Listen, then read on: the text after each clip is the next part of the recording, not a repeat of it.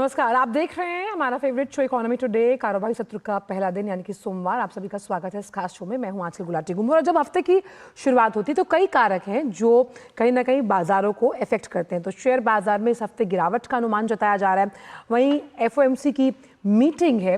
Corporate earnings से क्या जो एफआईआईज और डीआईएस का फ्लो है वो कितना बैलेंस रहेगा, ये तमाम फैक्टर्स तय करेंगे बाजार की चाल, दशा और दिशा। तो इन तमाम फैक्टर्स पर रहेगी हमारी नज़र। तो कारोबार जगत की अहम खबरों के साथ हम हाजिर हैं और सबसे पहले आइए रुक करते हैं इस वक्त की प्रमुख आर्थिक टॉप लाइंस की तरफ। एडीबी के बोर्ड ऑफ गवर्नर्स की वार्षिक बैठक में भाग लेने के लिए इटली के मिलान पहुंची केंद्रीय वित्त मंत्री निर्मला सीतारमण इटली, जापान और भूटान के वित्त मंत्रियों के साथ करेंगी द्विपक्षीय बैठक।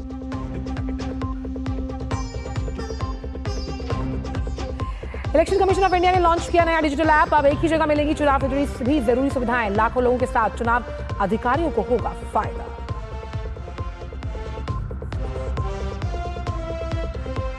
विश्व बैंक सम्मेलन भारत पेश करेगा स्वामित्व मॉडल। ग्रामीण भूमि सुधार पर दुनिया भर को देगा सीख। सम्मेलन का उद्देश्य जमीन के सुरक्षित उपयोग और प्रबंधन के जरिए जलवायु अनुकूल और टिकाऊ विकास के लिए रणनीतियां तलाशना।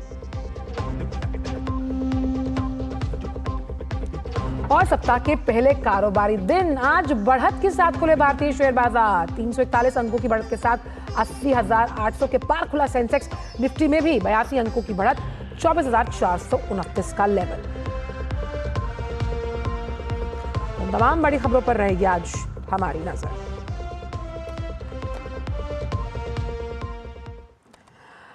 दुनिया भर के बाजारों की शुरुआत करें। सबसे पहले देखते हैं कि गिफ्ट निफ्टी के शुरुआती क्यूज क्या थे। गिफ्ट निफ्टी किन स्तरों पर कारोबार करता हुआ नजर आ रहा है। हालांकि 24,500 का लेवल था। 18 अंकों की गिरावट के साथ खुला था गिफ्ट निफ्टी। वहीं अभी 6 अंकों के सपाट दायरे के साथ कारोबार करता हुआ नजर आ रहा है गिफ्ट निफ्टी। लेकिन इसके उलट अगर हम सेंसेक्स को देखें तो सेंसेक्स में बढ़त 80,843 का लेवल, 341 अंकों की बढ़त यहाँ देखी जा रही है। वहीं निफ्टी भी कदम ताल मिलाता हुआ निफ्टी में भी बढ़त के साथ कारोबार हो रहा है। और कंपनी अर्निंग्स का दिन है। कई से स्टॉक्स है जो एक्शन में नजर आएंगे और टाटा मोटर्स का शेयर दौड़ता हुआ नजर आ रहा है। ऑटो और आईटी सेक्टर में भी तेजी नजर आ रही है। दोनों जो सेक्टर्स है प्रमुख ड्राइवर्स ऑफ ग्रोथ माने जाते हैं जब हम शेयर बाजार की बात करते हैं। बैंक निफ्टी की अगर बात की जाए तो करीबन 50 अंक चढ़कर 55,000 पर खुला। और वहीं अगर हम देखें तो तमाम उन स्टॉक्स पर नजर डालते हैं यानी कि टॉप गेनर्स के चार्ट पर, जहां मजबूती के साथ इस वक्त लगातार करते हुए नजर आ रहे हैं स्टॉक्स काम। आप देखिए ग्राविटा, नेटवेब, मैरिको, तमाम ये स्टॉक्स बढ़त के साथ इस वक्त कारोबार करते हुए नजर आ रहे हैं। लेकिन कहां पर मुनाफा वसूली हावी है, बाय ऑन कॉल का डिप है, ये भी देख सकते हैं हम। आइए देखते हैं कि टॉप लूजर्स की श्रेणी में कौन से वो स्टॉक्स हैं। वी मार्ट, कोटक बैंक, जिंदल स्टील और नुवामा, ये तमाम स्टॉक्स इस वक्त गिरावट के साथ कारोबार। यानी Asian paints, Adani ports, Tata Motors और एमएनएम इस वक्त बढ़त के साथ कारोबार करते हुए नजर आ रहे हैं। वहीं कुछ बैंकिंग स्टॉक्स में दबाव है। रुक करते कुछ प्रमुख आर्थिक खबरों की तरफ। केंद्रीय वित्त मंत्री निर्मला सीतारमण एशिया विकास बैंक के बोर्ड ऑफ गवर्नर्स की 58वीं वार्षिक बैठक में भाग लेने के लिए इटली के मिलान पहुंच गई। इटली में भारत के राजदूत वॉनी राव ने एयरपोर्ट पर वित्त मंत्री का स्वागत किया। 7 मई तक चलने वाली इस बैठक में वो भारतीय प्रतिनिधिमंडल की अगुवाई करने वाले हैं। और इस बैठक में एडीबी के बोर्ड ऑफ गवर्नर्स के आधिकारिक प्रतिनिधिमंडल, एडीबी सदस्यों के आधिकारिक जो तमाम लोग हैं, अंतर्राष्ट्रीय वित्तीय संस्थान भी भाग लेंगे। और इस दौरान केंद्रीय वित्त मंत्री इटली, जापान और भूटान के वित्त मंत्रियों के साथ साथ अन्य अंतर्राष्ट्रीय संगठनों के प्रमुखों के साथ द्विपक्षीय बैठकें करेंगे। इसके अलावा वो वैश्विक थिंक टैंक, व्यापार जगत के नेताओं और मुख्य कार्यकारी अधिकारियों से भी मिलेंगी। यात्रा के दौरान वो भारतीय प्रवासियों के साथ भी बातचीत करेंगी और बोकोनी विश्वविद्यालय में आर्थिक और जलवायु लचीलेपन में संतुलन विषय पर एक पूर्ण सत्र को संबोधन करने का भी कार्यक्रम है।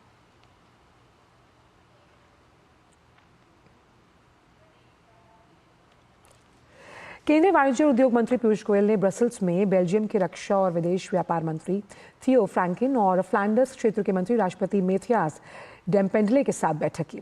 इस दौरान व्यापार के साथ साथ टेक्नोलॉजी, निवेश और नवाचार में भारत बेल्जियम साझेदारी को मजबूत करने पर चर्चा की गई।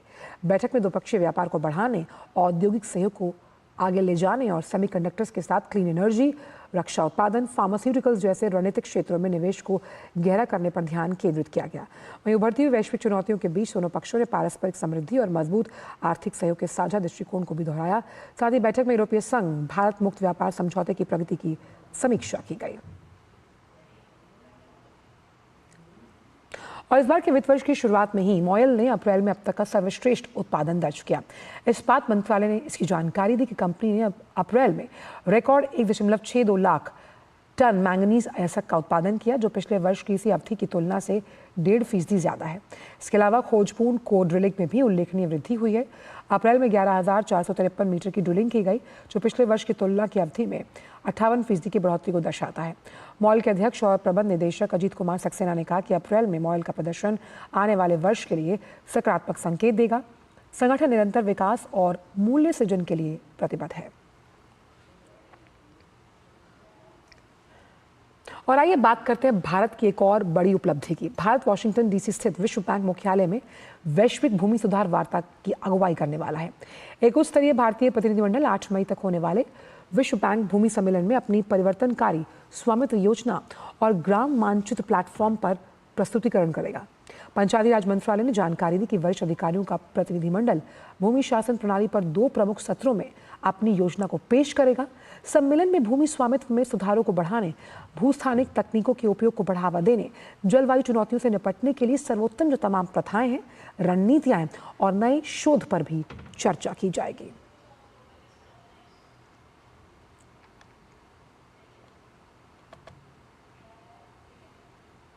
और वक्त एक छोटे से ब्रेक का है।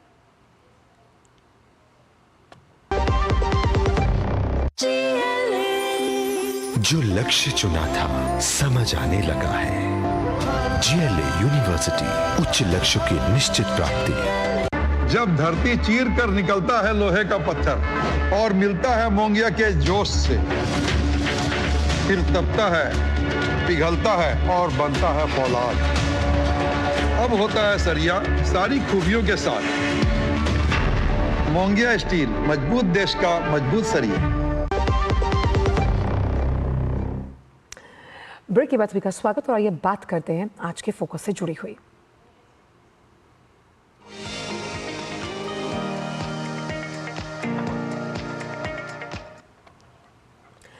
बात करते हैं इलेक्शन कमीशन ऑफ इंडिया यानी ईसीआई की, जिसने एक सिंगल पॉइंट ऐप बनाया है।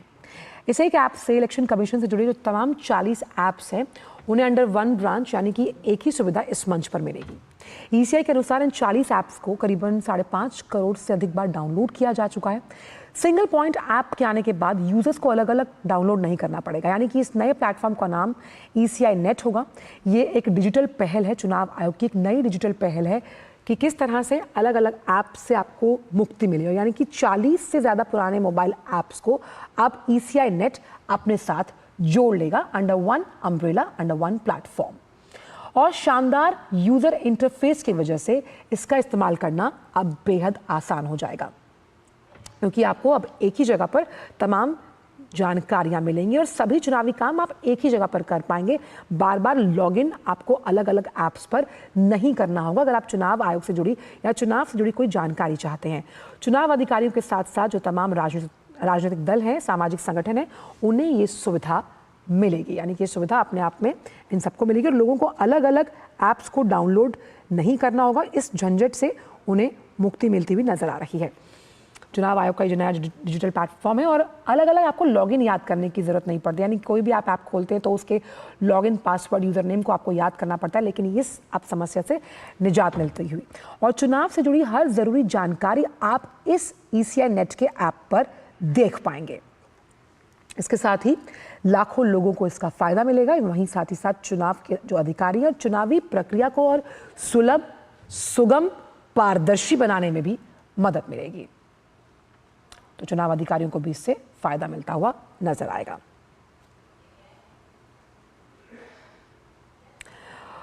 और आज के इसी फोकस पर चर्चा करने के लिए बेहद खास मेहमान हमारे साथ जुड़ रहे हैं अक्षय राउत साहब, former DG election commission of India. Akshay ji, आपका बहुत बहुत स्वागत है हमारे इस खास शो पर। और पहला सवाल यही है कि चुनाव आयोग की जो ये डिजिटल पहल है, ये कितनी युगांतकारी आप मानते हैं, क्योंकि 40 ऐप्स को अब इस ईसीआई नेट से जोड़ा जाएगा जो पारदर्शी सुविधा को और आगे लेकर जाएंगे चुनाव आयोग की। आपने जैसे कहा, ये बहुत अहम पहल है और ये दिखाता है कि जिस भारत निर्वाचन आयोग समय के साथ और टेक्नोलॉजी के साथ मूव कर रहा है। एक समय था जो आप जो है एप्स जो है चाहे किसी भी संस्था के लिए एक फैशन स्टेटमेंट था। जी।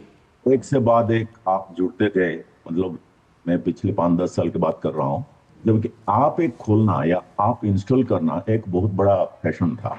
तो कोई भी जरूरत को मीट करने के लिए आपका यूटिलिटी भी था। लेकिन एक समय आया कि आपके क्लटर्स हो रहे हैं। आप कोई भी स्मार्टफोन ले लीजिए आप लोगों का, तो उसमें देखिएगा कि सारे ऐप्स में भर गए हैं स्क्रीन, और जगह ही नहीं है, क्योंकि बहुत सारे यूटिलिटी जो इंसान को जरूरत होता है, खाने पीने की, दुकान की, रेशन की, बुकिंग की, मतलब तरह तरह की यूटिलिटी, वो तो अवॉइड नहीं कर सकते हैं ना, आप उसको रखेंगे। बाकी जो चुनाव है, मुझे लग रहा है कि चुनाव एक चीज है भारत जैसे देश में जिसके साथ की सबसे ज्यादा स्टेक होल्डर लगे हुए हैं। जैसे आप लोगों को पता होगा कि हमारा तो करीब 100 करोड़ मतदाता बन चुके हैं, जो इलेक्टर्स बोलते हैं। हमारा इलेक्टोरल लिस्ट वर्ल्ड की पता नहीं कितने कंट्री का कितने गुना है।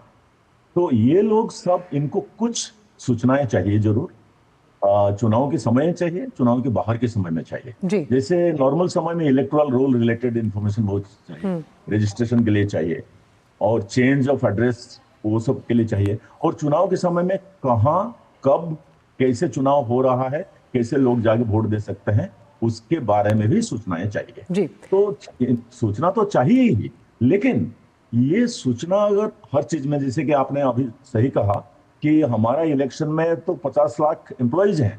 हमारा तो जैसे डिस्ट्रिक्ट इलेक्शन ऑफिसर्स जो है वो करीब 800 हैं, 750-800 हैं। हमारा इलेक्टोरल रजिस्ट्रेशन ऑफिसर 4000 से ऊपर हैं। हमारा बीएलओज 10 लाख के ऊपर हैं, बूथ लेवल ऑफिसर। तो ये सबको अलग अलग सूचना चाहिए, सबको सेम सूचना नहीं चाहिए। तो लेकिन इनको सूचना की ओवरलोड भी नहीं करना चाहिए, और जो इनको चाहिए वो मिलना चाहिए।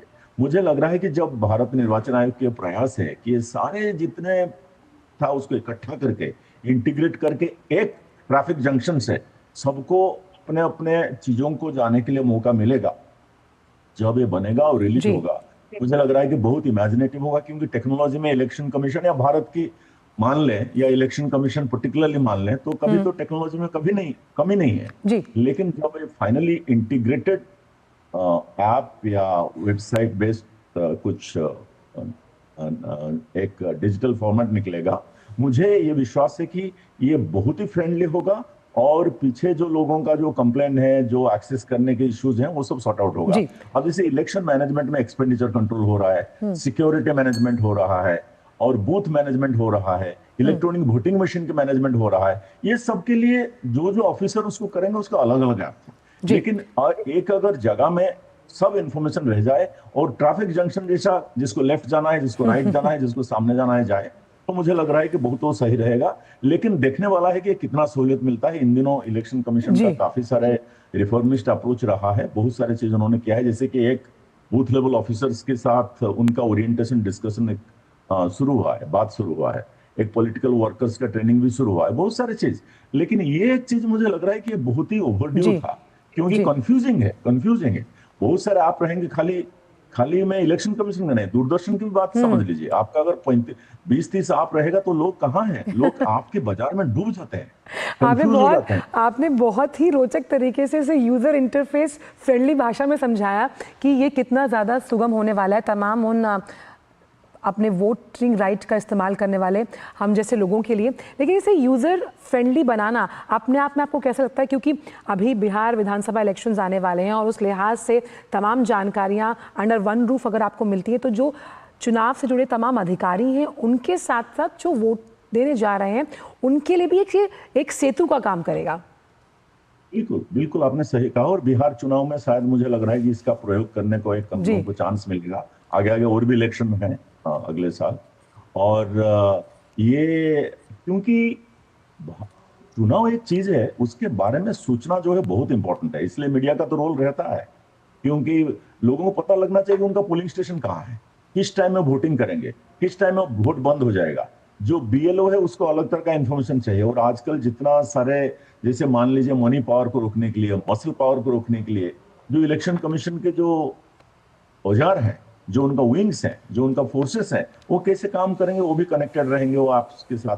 मुझे लग रहा है कि ये बहुत बड़ा एक लेकिन पहल है। लेकिन अंग्रेजी में इसे कहा जाता है ना, the proof of the pudding is in the eating. जब ये सामने उभर कर आएगा, हम देखेंगे उसका क्या यूटिलिटी है। लेकिन मेरा उससे बहुत उम्मीद है कि इलेक्शन कमीशन का जो हमने काम देखा है कि एक इलेक्शन से दूसरे में सीखते हैं। जी पिछले 75 साल में एवरी इलेक्शन और आने की जो चुनाव की प्रक्रिया है वो पुराने सीख के ऊपर आधारित होता है। और मुझे लग रहा है कि जितने सारे ऐप अभी तक बने हैं, 40 कहा जा रहा है, और उसमें कुछ मैनेजमेंट रिलेटेड है, कुछ फील्ड रिलेटेड है, कुछ सिक्योरिटी फोर्सेस रिलेटेड है, लोगों को रिलेटेड है ज्यादातर। और जैसे एक मैं छोटा एग्जांपल आप अगर समय में दे दूं, पॉलिटिकल पार्टीज के लिए एक सुविधा आप है कि वो अपने जो कैंपेन करने की जगह और कैंपेन करने की जो प्लेटफॉर्म्स है बुकिंग कर सकें, ये भी इसमें आ जाएगा। पॉलिटिकल पार्टीज हैं, सिविल सोसाइटी है, मीडिया है, लोग हैं, और चुनाव के अधिकारीगण हैं, और चुनाव के रिलेटेड ऑल वर्कर्स हैं। मुझे लग रहा है कि सबके लिए एक अच्छा रहेगा। लेकिन एक चीज मैं आपको कह दूं, और आपका यूटिलिटी तब आता है जब ये आपका पब्लिसिटी भी होता है, प्री पब्लिसिटी। लोगों को पता लगना चाहिए कि भाई ये है, जैसे आपने कहा ना ईसीआई नेट में मेरे को सब कुछ मिल जाएगा, इतना तो लोगों को पता लगना चाहिए, तब लोग एक्सेस करेंगे। बिल्कुल, आपने जो बात कही वो बहुत अहम है, और हमारी कोशिश भी दूरदर्शन के इस मंच के माध्यम से यही है। वहीं मैं आपसे जानना चाहती हूँ राउत साहब कि इसमें डेटा को लेकर भी कितनी एक्यूरेसी रहेगी, क्योंकि तमाम डेटा जो है वो चुनाव आयोग जो है इसमें मुहैया कराएगा, और इस डेटा की एक्यूरेसी को संरक्षित करने के लिए कितना सिक्योर इसका साइबर नेट रहेगा, यानी कि अगर साइबर वॉल्स की बात की जाए उस लिहाज से कैसे काम करेगा चुनाव आयोग इसकी साइबर सिक्योरिटी को लेकर?